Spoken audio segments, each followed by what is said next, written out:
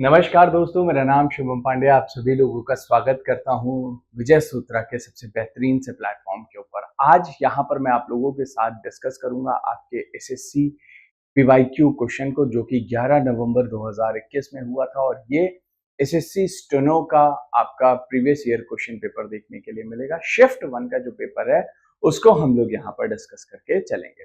तो चलिए आइए देखते हैं पहला क्वेश्चन यहाँ पर हमसे क्या पूछ रहा है। हिंदी इंग्लिश दोनों में ये प्रश्न आपको देखने के लिए मिलेगा। और थोड़ा देखिएगा, पहले हिंदी में देखते हैं। निम्नलिखित में से कौन सा विकल्प मुगल काल के दौरान नौबत खाना नामक स्थान का सही विवरण है। ठीक है, यानी कि यहां पर पूछ रहा है which one of the following is the correct description of the place called नौबत खाना ड्यूरिंग द मुगल पीरियड। ठीक है, यहां पर क्या कह रहा है, नागड़ागर है ना, ड्रम हाउस देखने के लिए मिलता है, महल के सुरक्षा प्रभारियों का कार्यालय है ना, निजी चर्चा के लिए सदन, या फिर शाही महिलाओं का निजी खजाना। तो यहाँ पर नौबत खाना जो होता है, इसके बारे में जब हम बात करते हैं तो ये कुछ भी नहीं, जो हमारा ड्रम हाउस देखने के लिए मिलता है वो है ना। तो नगाड़ा घर जो होता है, जहां पर नगाड़े वगैरह रखे जाते हैं, उसको नौबत खाना कहते हैं। अगर आप लोगों ने देखा होगा, बड़े बड़े राजा महाराजाओं के यहाँ नगाड़ा पिटवाया जाता था। जब कोई अनाउंसमेंट होता था तो उसको ढोल या नगाड़े से बजवा करके फिर अनाउंसमेंट किया जाता था। आप लोगों ने मूवी में भी देखा होगा, उसको पीटते हैं और बोलते हैं सुनो सुनो सुनो, ये चीजें हो रही हैं, महाराजा ये आदेश दे रहे हैं। तो वो चीजें देखने के लिए तो नौबत खाने में इन नगाड़ों को रखा जाता था। ठीक है, तो नगाड़ा घर यहाँ पर सही जवाब होगा। चलिए आगे देखते हैं अगले प्रश्न पर। अगला क्वेश्चन, प्रश्न संख्या 2 क्या कह रहा है, with which one of the following countries is, है ना, खून the masked drama dance performance depicting the glory of Lord Rama associated, है ना। निम्न में से कौन सा देश भगवान राम की महिमा दर्शना वाले एक मुखौटा युक्त नाटक नृत्य प्रदर्शन खून, है ना, से संबंधित है।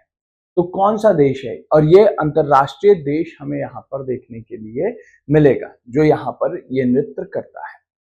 Vietnam, Thailand, Japan, Indonesia. अगर आप देखोगे यहाँ पर अधिकांश जो देश आपको देखने के लिए मिलेंगे, यहाँ पर या तो आपको बुद्धिस्ट मेजॉरिटी देश देखने के लिए मिलते हैं, या कुछ हद तक इस्लामिक भी लोग यहाँ पर मिल जाएंगे, लेकिन ज्यादातर आपको यहाँ पर बौद्ध संप्रदाय के लोग देखने के लिए मिलते हैं। लेकिन भगवान राम से संबंधित यहाँ पर जो चित्रकला, जो डांस को यहाँ पर व्यक्त किया जाता है, वो कौन सा देश है, थाईलैंड देखने के लिए मिल जाता है। अब ये क्वेश्चन आया क्यों, 2021 में आप लोगों को याद होगा, राम मंदिर और प्रभु श्री राम से संबंधित बहुत सारी चीजें न्यूज में देखने के लिए मिल रही थी, अयोध्या मंदिर और बाकी चीजें। तो साउथ ईस्ट एशिया से संबंधित एक क्वेश्चन यहाँ पर हमसे पूछ लिया। ठीक है, तो ये करंट अफेयर ओरिएंटेड क्वेश्चन देखने के लिए मिल जाते हैं। चलिए आगे बढ़ते हैं अगले प्रश्न पर, प्रश्न संख्या 30 पर। यहां पर पूछ रहा है, भारत के निम्न किस गवर्नर जनरल ने, है ना, औपनिवेशिक, है ना, शासन के दौरान भारत के राज्यों में उत्तराधिकारी के मुद्दे से निपटने के लिए, है ना, व्यापक गत एक सिद्धांत डॉक्ट्रिन ऑफ लैप्स, है ना, तैयार किया था। ठीक है, डॉक्ट्रिन ऑफ लैप्स। यहाँ पर देखिए, मैं अंग्रेजों की नीतियों के बारे में बात करता हूँ। अंग्रेजों के भारत में शासन करने की 3 प्रणालियां मुख्यतः रूप से हमें देखने के लिए मिलती थी। पहली प्रणाली को हम लोग यहाँ पर कहते हैं policy of ring and fence, यानी कि घेराव कर लेना। जैसे इलाहाबाद की संधि 1765 में, 1765 में ये संधि हुई और अवध के साथ ऑफेंसिव और डिफेंसिव अलायंस को यहाँ पर साइन किया गया। ऑफेंसिव और डिफेंसिव अलायंस में क्या था, अंग्रेज बंगाल में रहते थे, और बंगाल में जब ये अंग्रेज स्टेशन रहा करते थे तो वहां पर बंगाल को सुरक्षित रखें ताकि अफगानी हमला ना कर पाए और दक्षिण से मराठास का हमला ना हो पाए। क्योंकि अगर कोई भी बंगाल पे हमला करेगा तो वो अवध होते हुए आएगा, क्योंकि बीच में बहुत सारे घने जंगल देखने के लिए मिलते थे, इसलिए जंगलों को कोई पास नहीं कर पाएगा। इस वजह से अवध के साथ ऑफेंसिव डिफेंसिव अलायंस साइन किया। जब यहाँ पर ये थोड़े से कमजोर थे, थोड़े से शक्तिशाली हुए तो ये लेकर के आए ट्रीटी ऑफ सब्सिडरी अलायंस, सहायक संधि लेकर के आए। सहायक संधि के बारे में अगर हम बात करते हैं तो जैसे आप लोग देखोगे जियो फोन था ना, जियो सिम था, जियो सिम ने पहले हमें फ्री में इंटरनेट दिया, हमें आदत लगवाई और बाद में फिर क्या किया, रिचार्ज ले आया। तो इसी तरीके से सहायक संधि भी देखने के लिए मिलती थी। ये जैसे कोई राजा महाराजा पहले जाता था ना युद्ध पे, तो उसको पिस्टल्स, बंदूक दिया करते थे, मतलब पिस्टल्स तो रिवॉल्वर हो गई है ना, बंदूक दिया करते थे। कार्ट्रिज राइफल्स वगैरह थी, वो तो खैर बाद में आई थी, है ना, तो बंदूक वगैरह दिया करते थे। तो कहते थे कि भाई आपको दूर से बस इसको चला देना और सामने वाला वहीं पे ढेर हो जाएगा। तो ये चीजें हुआ करती थी, तो राजाओं ने उसका इस्तेमाल शुरू किया, प्रचलन में आई चीजें और राजाओं को बड़ा मजा आने लगा। बाद में फिर यही चीज क्या हो गई, मैंडेटरी हो गई और इन्होंने कहा कि अब आप हमसे ये खरीदो और हम आपके लोगों को ट्रेनिंग देंगे, उसका पैसा आप हमें देना। तो ये इसमें व्यापार करने लगे। फिर इन्होंने क्या कहा कि आप अपनी आर्मी हटा दो, हम जो है ना आपको अपने यहाँ के सैनिक ही दे देंगे, उन सैनिक को ही आप रख लो अपने फौज में। अब जब वो सैनिक अंग्रेजी मूल के लोग होने लग गए और भारतीय लोगों को जब सेना से हटा दिया गया राजा महाराजाओं के द्वारा, तो एक बड़े लेवल पे बेरोजगारी हमें देखने के लिए मिली, जहां से उत्पत्ति देखने के लिए मिलती है पिंडारियों की। ठीक है, लेक्चर में हम लोग डिस्कस करते हैं। फिर उसके बाद अगर आप देखोगे यहाँ पर अंग्रेज अपनी मनचाही चीजें मनवाने लग गए, क्योंकि राजा अधिकांश जो है नगद में वेतन नहीं देता था, वो काइंड में पेमेंट दिया करता था, यानी कि फूड ग्रेन्स वगैरह दे दिया करता था। तो यहाँ पर जो अंग्रेज लोग हुआ करते थे, ये अंग्रेजी लोग क्या करते थे, इनको तो पैसा कैश में चाहिए, तो या तो ये राजा से फिर जबरदस्ती वसूला करते थे, नहीं तो फिर उसके जमीन की एक टेरिटरी को कब्जा कर लिया करते थे। तो ये चीजें यहाँ पर देखने के लिए मिल जाती थी। फिर उसके बाद आती है, जब ये और शक्तिशाली हुए तो ये लेकर के आए थे doctrine of lapse. Doctrine of lapse यानी कि हड़प की नीति यहाँ पर देखने के लिए मिल जाती है, और हड़प की नीति डलहौजी यहाँ पर लेकर के आया था। ठीक है, तो ये चीजें यहाँ पर हैं, इन बातों को यहाँ पर याद भी रखिएगा। और एक चीज मैं बता दूं, डलहौजी को maker of the modern India के नाम से भी जाना जाता है। ठीक, चलिए आगे बढ़ते हैं अगले प्रश्न पर। प्रश्न संख्या 4, through which one of the following state does Chambal river a tributary of Yamuna. Yamuna की ट्रिब्यूटरी अगर आप देखोगे तो आपको विंध्यन पर्वत देखने के लिए मिलते हैं, या तो कुछ ट्रिब्यूटरीज हैं आपको देखने के लिए मिलेगी, जैसे चंबल, चंबल, सिंध, सिंध, बेतवा, बेतवा, केन, धनसर भी मिल जाएगी, है ना। तो ये चीजें यहाँ पर होती हैं। तो यहाँ पर क्या कह रहा है कि चंबल होकर नहीं गुजरती है, तो राजस्थान, मध्य प्रदेश, उत्तर प्रदेश, गुजरात यहाँ पर सही जवाब हो जाएगा। ऑप्शन नंबर 1 इसका राइट आंसर। 4-1 क्या हो जाएगा हमारा, सही जवाब देखने के लिए मिल जाता है। चलिए आगे बढ़ते हैं अगले प्रश्न पर और देखते हैं प्रश्न संख्या 5 हमसे यहाँ पर क्या कह रहा है। मानव शरीर में निम्न में से कौन से प्रकार की, है ना, शिराएं, पेशी उतक के भीतर स्थित होती हैं और पास में संगत धमनी होती है। In human body, which one of the following types of veins are located within the muscles tissues and have corresponding artery nearby? तो कौन सी सिस्टम देखने के लिए, कौन सी यहाँ पर ह्यूमन बॉडी में कौन सी वेन्स देखने के लिए मिल जाती हैं?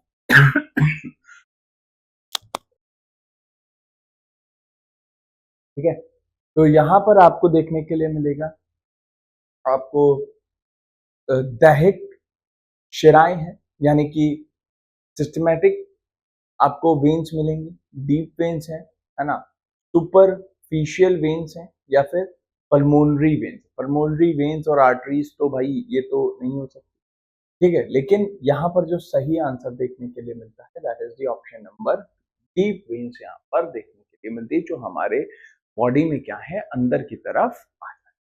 ठीक है, चलिए आगे बढ़ते हैं अगले प्रश्न पर। प्रश्न संख्या 6, in which one of the following state is prehistoric site Daimabad located. Daimabad नामक, है ना, प्रागैतिहासिक स्थल निम्न में से किस राज्य में स्थित देखने के लिए मिल जाता है। गाइज अगर हम यहाँ पर बात करते हैं तो सबसे पहले ये जो है सिंधु घाटी सभ्यता से संबंधित है, IBC से संबंधित देखने के लिए मिलता है।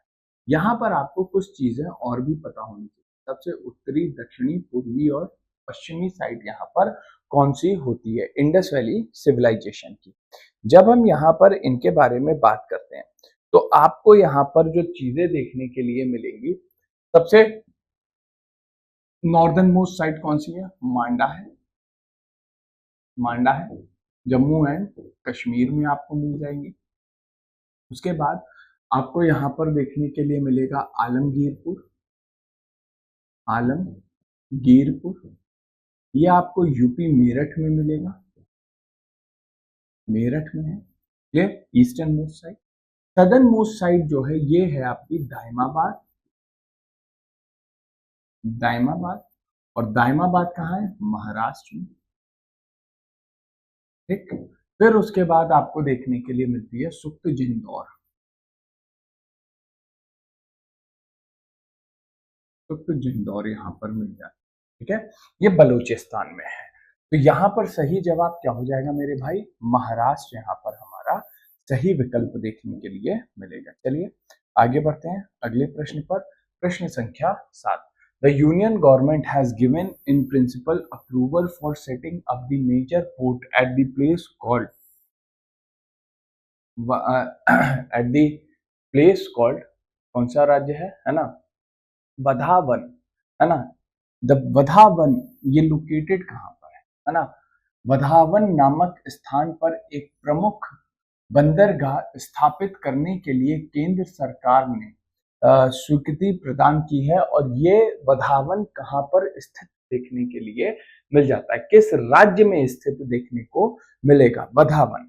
तो अगर आप वधावन को देखोगे तो वधावन कहाँ पर स्थित है, महाराष्ट्र राज्य में हमें देखने के लिए मिल जाता है। तो मेरे भाई यहाँ पर एक चीज याद रखिएगा, यहाँ पर ये जो प्रश्न आ रहे हैं ये प्रश्न आपके और हमारे करेंट अफेयर ओरिएंटेड है। 2021 में ये बहुत ज्यादा न्यूज में था, तो इस वजह से यहाँ पर पूछा गया। तो इसी तरीके से आप जब अब स्टेनो का पेपर दोगे, यहाँ पर जो भी करेंट अफेयर न्यूज में होगा वो आपको यहाँ पर मालूम होना चाहिए, ठीक है ना। तो ये चीजें यहाँ पर हो जाती है। चलिए आगे बढ़ते हैं अगले प्रश्न पर। प्रश्न संख्या 8। Who among the following is one of the member of the Pakistan national movement who had coined the name Pakistan in 1933, है ना।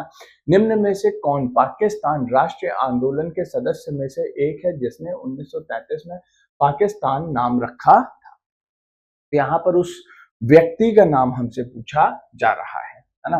तो जाहिर सी बात है हम सब जानते हैं कौन थे, चौधरी रहमत अली देखने के लिए मिलते हैं। जिन्होंने ये नाम दिया उसी व्यक्ति को यहाँ पर पाकिस्तान में जगह नहीं थी, ठीक है।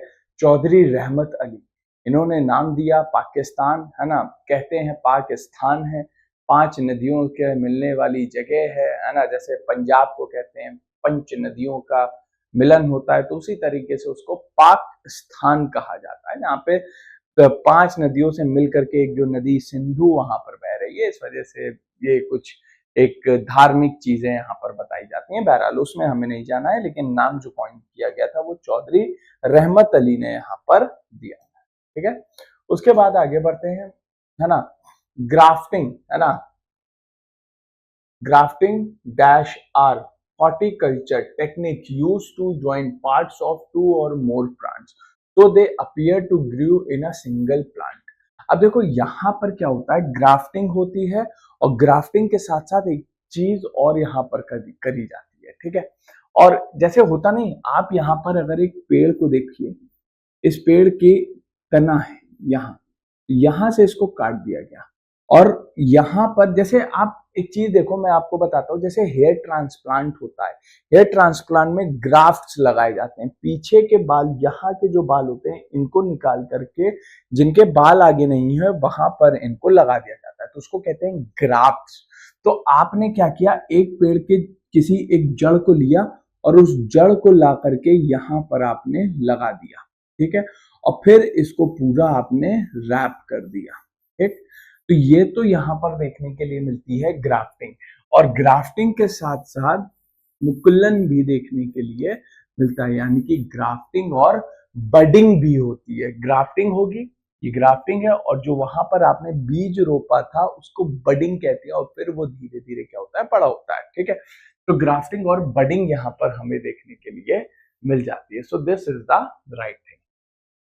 तो 9th का ऑप्शन नंबर 1 क्या हो जाएगा, सही जवाब हो जाएगा। चलिए आगे बढ़ते हैं क्वेश्चन नंबर 10 पे। क्लियर, क्वेश्चन नंबर 10 पे, और देखते हैं क्वेश्चन नंबर 10 में हमसे क्या पूछ रहा है। Which one of the following is a technique of the watering plants by making use of the narrow, है ना, tubing with delivering water directly at the base of the plant. ठीक है, यानी कि पौधों की जो सिंचाई करी जाती है, मैं प्रश्न आपको समझा दूं, ये प्रश्न यहाँ पर हमसे क्या पूछ रहा है कि पौधों की जो सिंचाई होती है उस तकनीक को क्या कहते हैं जिसमें पौधों की जड़ों पर पानी को गिराया जाता है। सीधा जो पानी की बूंदें होती हैं वो पौधों के जड़ों पर गिरती हैं, और ये वाली जो प्रक्रिया सिंचाई की इस्तेमाल होती है ये मरुस्थलों में ज्यादा इस्तेमाल होती है। अगर आप देखोगे ईरान में, सीरिया में, सऊदी अरेबिया में, ये जितने मिडिल ईस्ट में यहाँ पर खेती होती है, आपने खजूर खाया है ना, डेट्स जिसे कहते हैं, तो यहाँ पर जो सिंचाई करी जाती है ये ड्रिप इरिगेशन इसको हम लोग कहते हैं ना, टपक सिंचाई भी इसको कहा जाता है। तो ये डायरेक्ट उतना ही पानी छोड़ा जाता है जितना पानी की आवश्यकता होती है किसी पौधे को, ज्यादा मात्रा में पानी की बर्बादी नहीं होती, और उन जगहों पे जहां पर पानी बहुत कम है उन जगहों पर इसका इस्तेमाल होता है। चलिए आगे बढ़ते हैं। India's oldest and largest independent non-profit economic policy research institution, National Council of Applied Economic Research, was established in which one of the following years? है ना, NCAER की स्थापना कब हुई थी, है ना? तो राष्ट्रीय अनुप्रयुक्त आर्थिक अनुसंधान परिषद, इसकी स्थापना कब देखने के लिए मिली थी? तो प्रश्न संख्या 11 है, यहाँ पर हमसे पूछ रहा है, तो ये इसका ईयर जरूर याद रख लीजिएगा, 1956 है, 1956 हमें देखने के लिए मिल जाता है। ठीक, चलिए आगे बढ़ते हैं अगले प्रश्न पर। प्रश्न संख्या 12, Which one of the following state is the second most populous state in India as per the census 2011? 2011 की जनगणना के अनुसार भारत का दूसरा सबसे अधिक आबादी वाला राज्य कौन सा देखने को मिलता है? तो प्रश्न संख्या 12, और जाहिर सी बात है दूसरा सबसे बड़ा आबादी वाला राज्य महाराष्ट्र यहाँ पर, ठीक है, कौन सा हो जाता है? महाराष्ट्र देखने के लिए मिलता है। क्या आप मुझे कमेंट करके बता सकते हो कि पहला सबसे अधिक आबादी वाला राज्य कौन सा है और तीसरा राज्य कौन सा है? इसको थोड़ा गूगल करिएगा और मुझे बताइएगा। ये होमवर्क करते रहना, तो इससे चीजें आपके दिमाग में जरूर बैठ जाएंगे, ठीक है ना। चलिए आइए प्रश्न संख्या 13 पर। विच one of the following term best describe the, है ना, since scenarios in which, I'm so sorry, describes a scenario in which the economy face both inflation and decline in real output at the same time.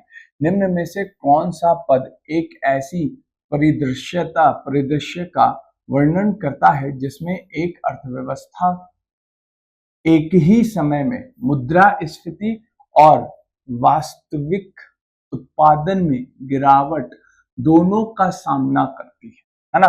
मतलब मुद्रास्फीति भी हो रही है, महंगाई भी बढ़ रही है, और महंगाई के साथ साथ हमें गिरावट भी देखने के लिए मिल रही है वास्तविक उत्पादनों के अंतर्गत। तो इस टर्म को यहाँ पर क्या कहा जाता है?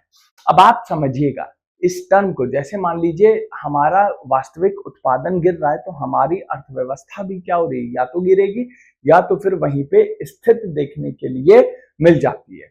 और यहाँ पर जब अर्थव्यवस्था स्थित हो जाती है, एक जगह रुक जाती है और उसके बाद मुद्रास्फीति होती है, तो उसको यहाँ पर क्या कहते हैं? स्टैगफ्लेशन, स्फीति जनित मंदी यहाँ पर कहा जाता है। मतलब स्टैग्नेंट हो गई। देखो स्टैगफ्लेशन दो शब्दों से मिलकर के बनता है, स्टैग प्लस फ्लेशन। स्टैग का मतलब क्या होता है? स्टैग्नेंट, यानी कि रुका हुआ, और फ्लेशन का मतलब क्या होता है? महंगाई, है ना। तो स्फीति देखने के लिए मिलती है, तो मुद्रास्फीति हो जाती है। तो ये कंडीशन यहाँ पर बनती है। चलिए आगे बढ़ते हैं अगले प्रश्न पर। प्रश्न संख्या 14। The naturally occurring gas that is generated by the breakdown of organic matter by the anaerobic bacteria and is used in energy production is called, है ना। तो यहाँ पर नेचुरली अकरिंग गैस कौन सी ऐसी देखने के लिए मिल जाती। जल्दी देखिए प्रश्न संख्या 14 और आंसर करने का भरपूर प्रयास करें। अगर हम यहाँ पर देखें तो जाहिर सी बात है आप लोगों को यहाँ पर एक ऐसी गैस देखने के लिए मिलेगी जो गांव वगैरह में बहुत ज्यादा इस्तेमाल होती है। और क्या होती है वो बायोगैस हमें देखने के लिए मिल जाती है। ठीक है, बायोगैस देखने के लिए मिलती है। अवयवी जीवाणु द्वारा कार्बनिक पदार्थ के विघटन से प्राकृतिक रूप से उत्पन्न होने वाली गैस जिस गैस किस नाम से जानी जाती है जिसका उपयोग ऊर्जा के उत्पादन में किया जाता है। तो नाम क्या है उस गैस का? बायोगैस देखने को मिलती है। ठीक है, ऊर्जा के लिए इसका प्रयोग किया जाता है। मार्च 2020 में, है ना, राष्ट्रीय विकलांग वित्त एवं विकास निगम NHFDC ने दिव्यांगजन समुदाय के बीच उद्यमशीलता और ज्ञान को बढ़ावा देने के लिए एक सप्ताह तक चलने वाले उत्सव का आयोजित किया था।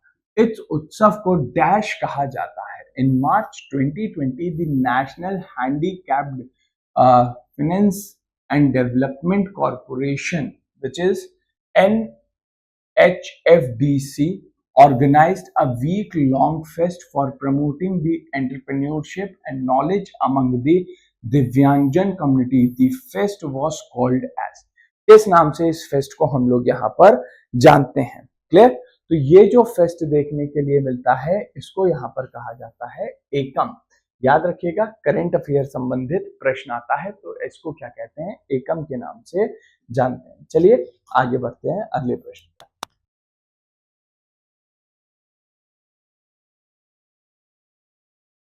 प्रश्न संख्या 16। तो यहाँ पर ये 16वां प्रश्न हमसे क्या कह रहा है? Who among the following was the recipient of the National Award for Young Women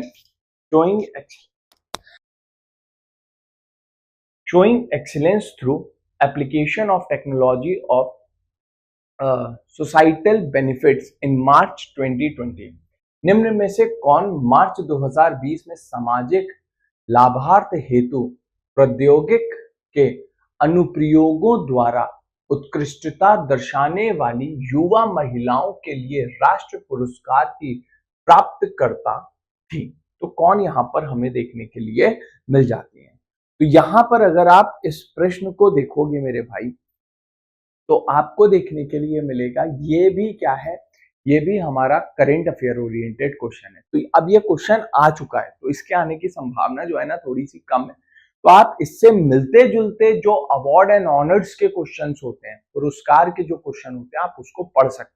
बहरहाल इसका जो सही जवाब होगा वो श्वेता रावत जी देखने के लिए मिल जाती है। ठीक है, Shweta Rawat is the right answer. चलिए आगे बढ़ते हैं 17वें प्रश्न पर। क्या कह रहा है? Which one of the following is the wild habitat of pygmies hogs, है ना।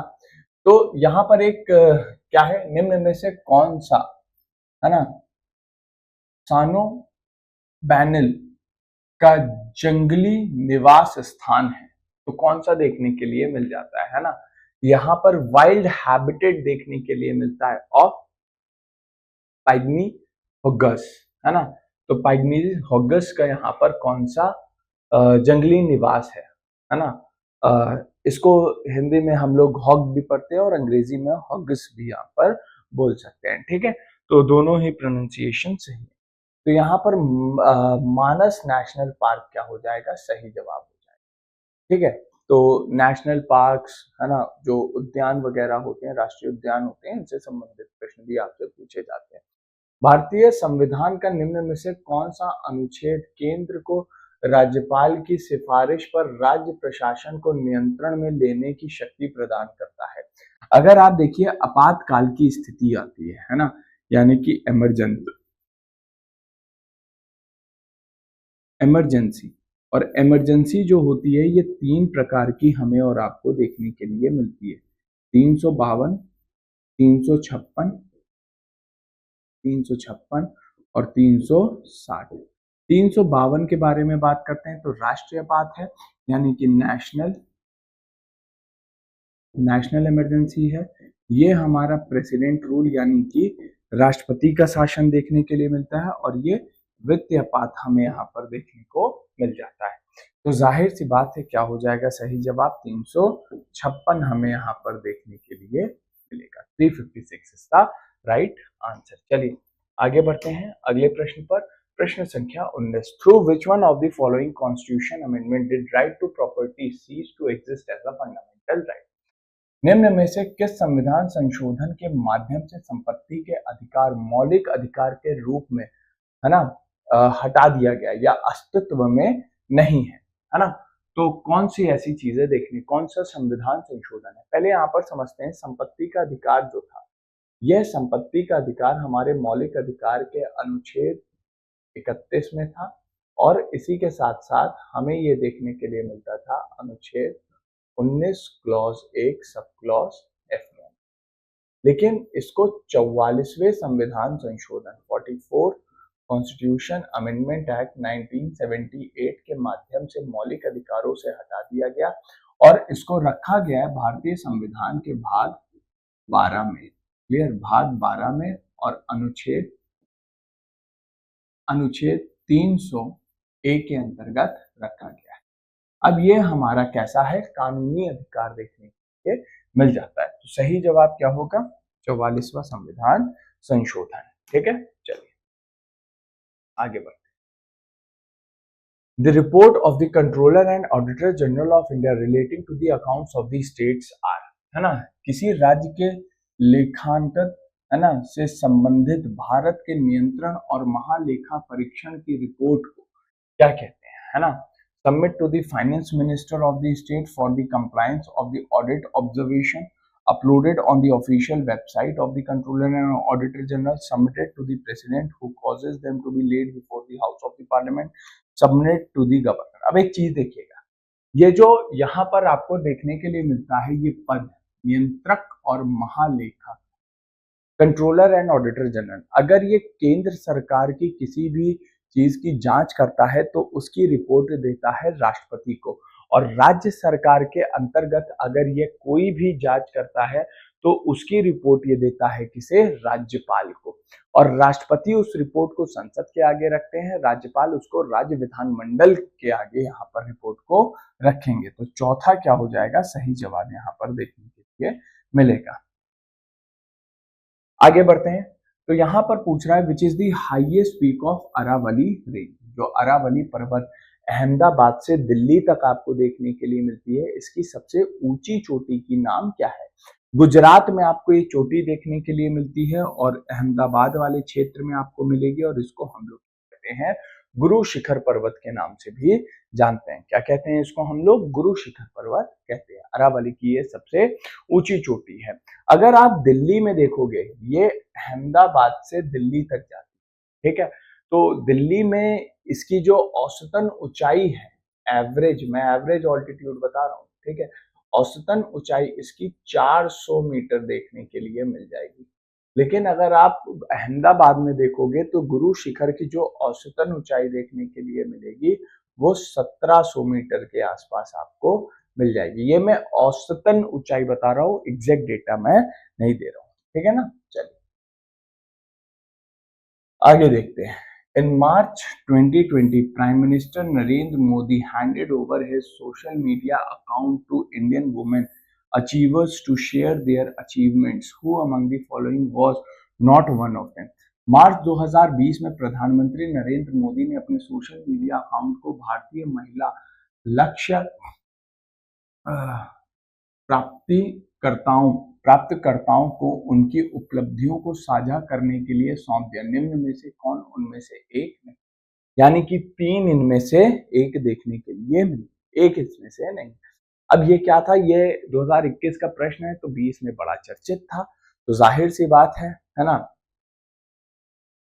तो वजीरा चित्रसेना, क्लियर, ये यहाँ पर क्या हो जाएंगी, सही जवाब देखने के लिए मिल जाता है। Option number 3 is the right.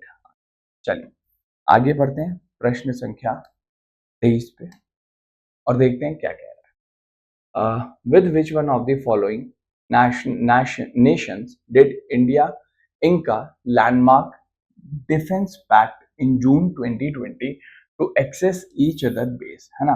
Which one of the following nations did India link होना चाहिए, इंडिया लिंक का लैंडमार्क डिफेंस पैक्ट, है ना। निम्न में से किस राष्ट्र के साथ भारत ने एक दूसरे के रक्षा ठिकानों तक पहुंच प्राप्त करने के लिए जून 2020 में ऐतिहासिक रक्षा समझौता यहाँ पर किया है। तो 23वां प्रश्न यहाँ पर हमारे पास आ रहा है, ये भी आपका क्या है, करंट अफेयर रिलेटेड क्वेश्चन है कि भैया जब भी युद्ध की सिचुएशन होगी हम आपकी जमीन का उपयोग कर सकते हैं, और जब भी आप युद्ध में हो और आपको अगर हमारी जमीन की इस्तेमाल करना है तो आप हमारे जमीन इस्तेमाल कर सकते हो। तो ये समझौता हमने किया था ऑस्ट्रेलिया के साथ। किसके साथ हुआ था समझौता, ऑस्ट्रेलिया के साथ देखने को मिल जा रहा था। चलिए आगे बढ़ते।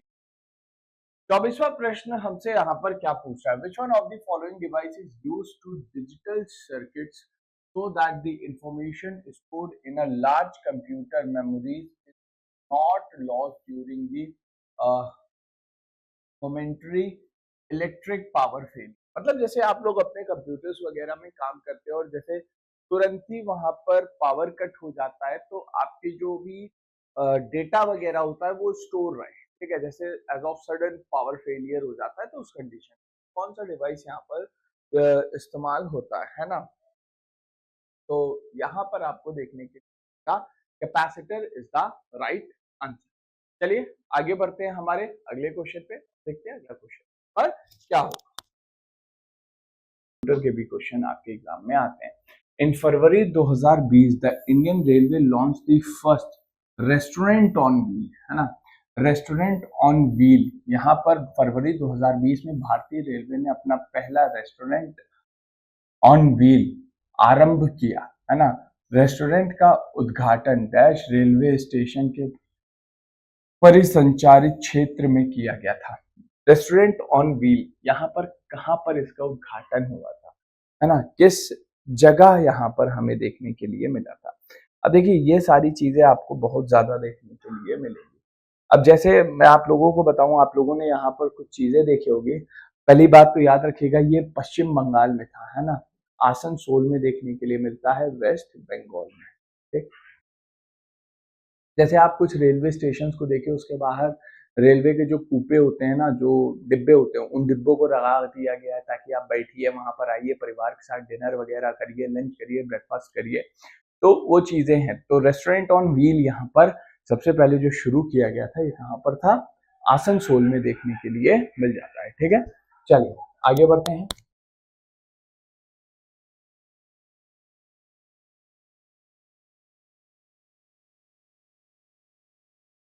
प्रश्न संख्या 26 पर 26वां प्रश्न यहाँ पर क्या कह रहा है, which one of the following article of the constitution India declare the age 35 year age one of the eligibility criteria of the post of president, ठीक है। तो यहाँ पर कौन सा अनुच्छेद देखने के लिए मिलता है जिसने भारतीय राष्ट्रपति की न्यूनतम आयु मतलब मिनिमम एज 35 वर्ष फिक्स करी है।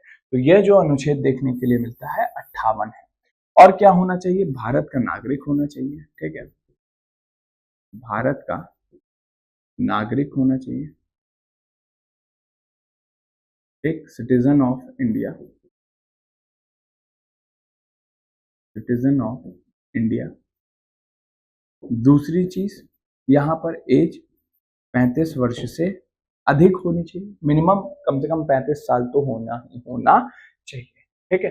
तो ये चीजें यहाँ पर देखने के लिए मिल जाती है। अच्छा महाभियोग कहाँ पर है, महाभियोग यानी कि इम्पीचमेंट, ये है अनुच्छेद 61, ठीक है। तो ये चीजें यहाँ पर आ जाती है। चलिए 27वें प्रश्न, the book title speaking truth to power my alternative view is the collection of the articles by, है ना, स्पीकिंग ट्रुथ, है ना, speaking truth to power my alternative view. ये किताब किसकी है ना, नामक पुस्तक के लेखक कौन है ना, इस पुस्तक के लेखक का संग्रह क्या है, तो कौन है यहाँ पर इस पुस्तक के लेखक। तो अगर आप देखेंगे यहाँ पर award and honours, books and author जो न्यूज में रहती है ना, वहां से क्वेश्चन आता है। पी चिदम्बरम देखिए, ठीक है, पी चिदम्बरम साहब यहाँ पर इससे संबंधित है। आगे बढ़, Who among the following has virtually released the book of the English poem titled O Mizoram, written by P.S. Srindhan Shri क्या नाम है इनका, ये थोड़ा सा साउथ ईस्टर्न नेम हमें देखने के लिए मिल जाए, नॉर्थ ईस्टर्न नेम देखने के लिए मिलता है, P.S. श्रीधन पिल्लई देखने के लिए मिलते हैं, ठीक है, श्रीधन पिल्लई। इन दिसंबर 2020 में इन्होंने यहाँ पर किताब लिखी।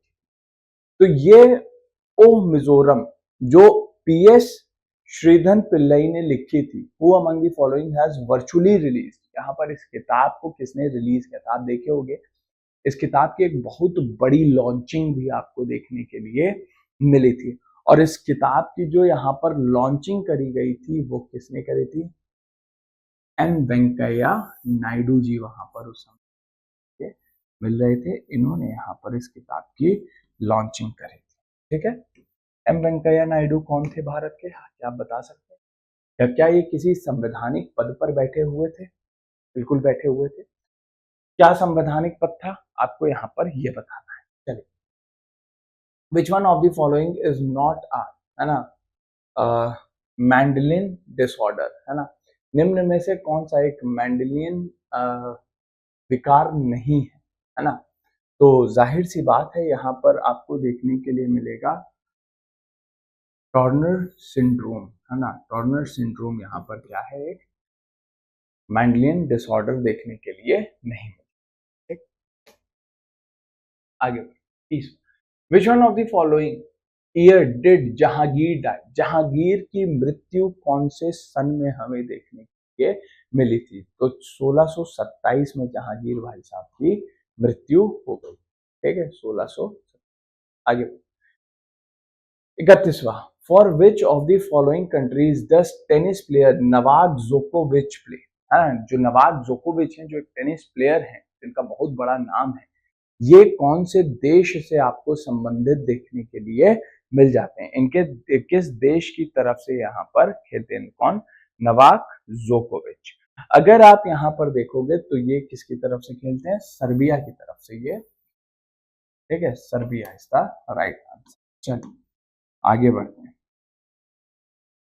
When the heavier component in a mixture settled after water is added to it, this process is known as, है ना, देखो जब आसान भाषा में आप यहाँ पर इस प्रश्न को समझिएगा, जैसे मान लीजिए पानी है, उसमें आपने रेत डाल दिया, तो रेत क्या होती है, नीचे बैठ जाती है, तो इसी प्रोसेस को क्या कहते हैं, सेडिमेंटेशन का प्रोसेस कहते हैं, अवसादन कहते हैं, ठीक है, सिल्टेशन भी कहते हैं भौगोलिक भाषा में। तो अवसादन की प्रक्रिया देखने के लिए मिलती है।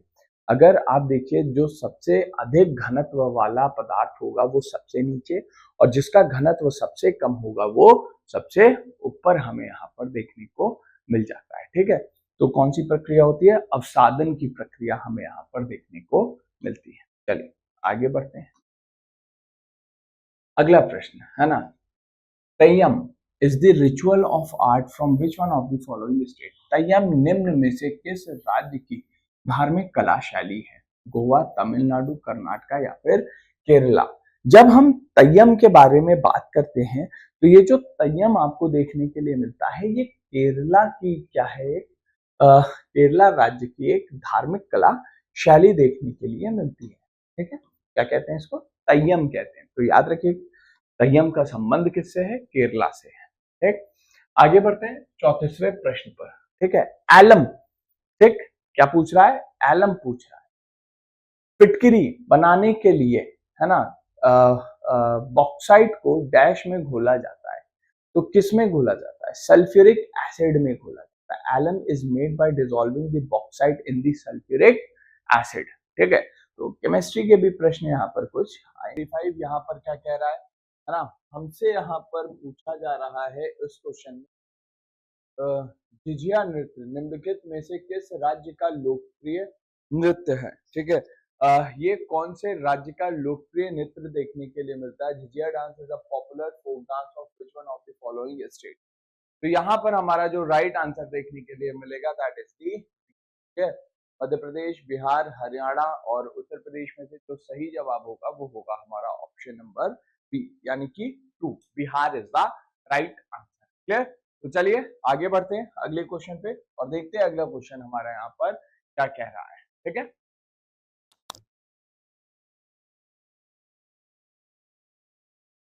प्रश्न 36वें प्रश्न पे आइए और देखिए यहाँ पर क्या क्या चीजें पूछी जा रही हैं। Which one of the following countries won the ICC Women's T20 World Cup 2020?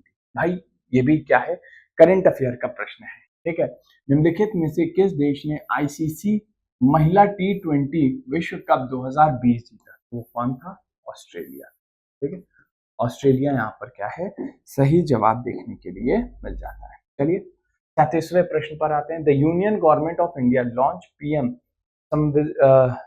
समनिधि scheme, है ना, in June 2020 for the benefit of. जून 2020 में भारतीय केंद्र सरकार ने डैश के लाभ हेतु प्रधानमंत्री स्वनिधि योजना, है ना, स्वनिधि योजना स्कीम की शुरुआत की थी।